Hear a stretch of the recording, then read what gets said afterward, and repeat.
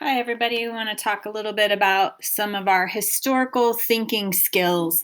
One of the things that you have to do on your AP exam is to be able to source documents and identify their point of view, their purpose, their historical situation, also called context, and their audience. You also have to explain that, not just identify.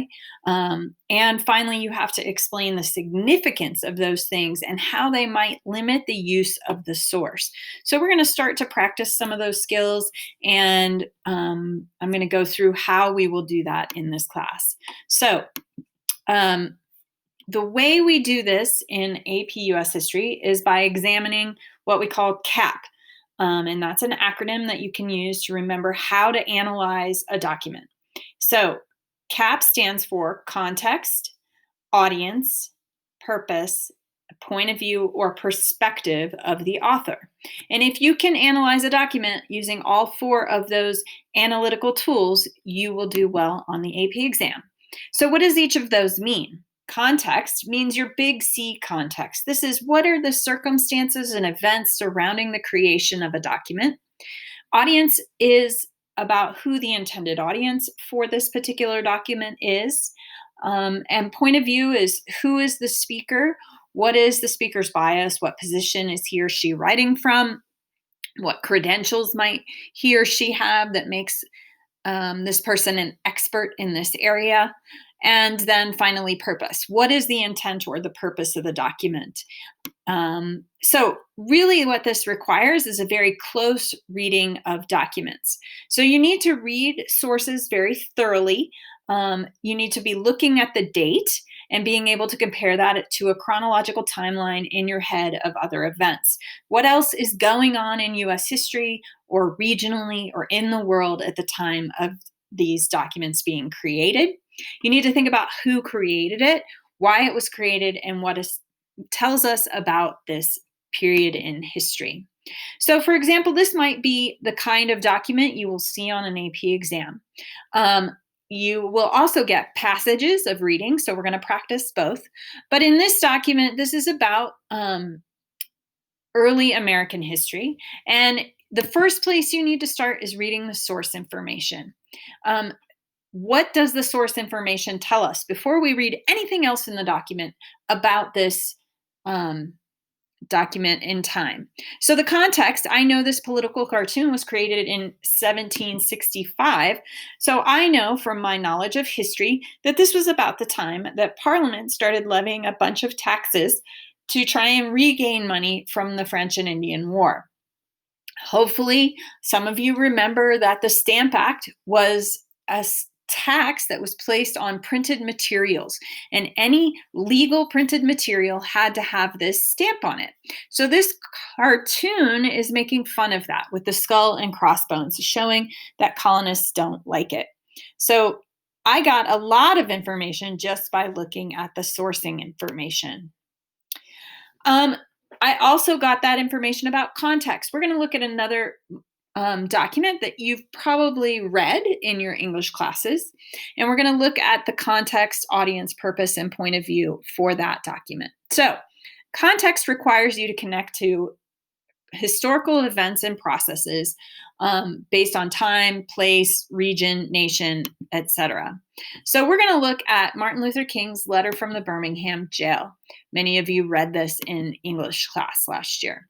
MLK was arrested in April of 1963 because he and other leaders in the civil rights movement were protesting the treatment of blacks and segregation, particularly in Birmingham, Alabama, but other southern states as well. His letter details the conditions in America for African Americans. It also talks about his nonviolent tactics that he was using and how that was being met with violent reaction from even police and citizens. So when we look at this, things that are going on at this time, that summer of 1963 when he was arrested was a pretty violent summer for many people in the South. In fact, children started to nonviolently protest, and the police in Birmingham actually came out and arrested children and used dogs and billy clubs on kids who were out in the streets protesting the treatment of African Americans. This was known as the Children's Crusade, and you can see these images showing that police brutality. Also, that summer, the 16th Street Baptist Church was bombed, and 4 young girls who were in the basement doing Sunday school were killed. All of this was being broadcast on television for the entire American public, and people were appalled. So you have this context of all of this violence happening, and really what Martin Luther King is saying in his letter is we need to stop this injustice. So when you look then at his intended audience, he wrote the letter while he was in jail, but then it was published nationally. It was published in The Atlantic, which is a national magazine, in August of 1963 under the title The Negro is Your Brother.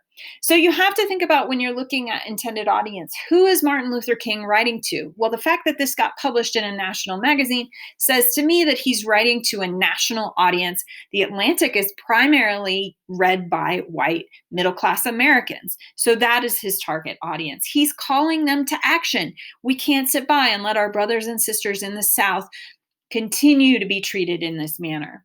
And what is his tone or the tenor of the document? How does that target that audience? Is it trying to draw some sort of reaction or a call to action in this case? The next thing is his purpose. He wrote this to express his feelings of these unjust events, to present it in an argument to a primarily white audience, to get people to start taking action. He also is explaining his nonviolent approach, which was different from some other civil rights leaders like Malcolm X, or in some cases Stokely Carmichael, in the Nation of Islam, and then later with the Black Panthers. So his purpose is slightly different than other civil rights leaders. So when you look at purpose, why is this document being created? What is his intent? Does he require some sort of action? What does he want to change or to have happen? In this case, he wants desegregation of things like buses, water fountains, lunch counters, etc. So what is the author's point of view? When you look at the last P, this is who is the author? What role does this person play in events? What are his or her credentials to be an expert in this area? And by expert, I don't necessarily mean like they're educated. Like, you're an expert on slavery if you're a slave, right? So thinking about that. What lens is he or she looking through when writing about events? That means what kind of biases are existing. And does this point of view can shape how we should use it as a historian? Are there alternative narratives or arguments out there that are different than this author's point of view? So when we think about Martin Luther King, he was absolutely a political operative for the civil rights movement. And in fact, here he is meeting with Lyndon Baines Johnson in late 1963, early 1964, pushing for the Civil Rights Act. So he was very much using politics and was a politician. He was also a nonviolent protester. He was arrested before his arrest in 1963 in Birmingham at least 13 times as a way to nonviolently protest unjust laws and draw attention to unjust laws. He was a community organizer and an organizer of civil rights organizations, including the NAACP, the National Association for the Advancement of Colored People, and the Southern Christian Leadership Conference. He was also a pastor. Much of his beliefs came from his faith and his belief in Jesus and Jesus Christ's message about peacefulness and love thy neighbor sorts of things. And he was first and foremost a pastor and a theologian. So these all shape his point of view. It makes him very different than, say, Malcolm X, who was a Muslim and a member of the Nation of Islam, or Huey Long, who was a part of the Black Panther movement. So all of these life events shape them and how they interpret historical events and how they experience them. So again, remember when you're analyzing documents, you want to use CAP, context, audience, purpose, point of view, to really take apart a document. So when you're doing this, you can then say that you can do all of these things when sourcing documents.